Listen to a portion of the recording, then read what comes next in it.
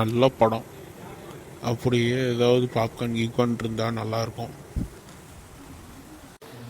ஆனால் அக்கௌண்ட்டில் தான் ₹1 இல்லை. பேசாமல் ஸ்கேம் கால் பண்ணி காசை வாங்கிக்க வேண்டியது தான். ஹலோ சார், நாங்கள் உங்கள் பேங்க்லேருந்து பேசுகிறோம். உங்கள் பேங்க் அக்கௌண்ட் ஃப்ரீஸ் ஆயிடுச்சு.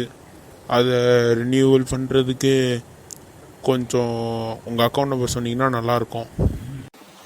தகாளி இப்போதான் 10 கோலா பண்ணிட்டு ஜெயிலேருந்து வந்திருக்கேன்.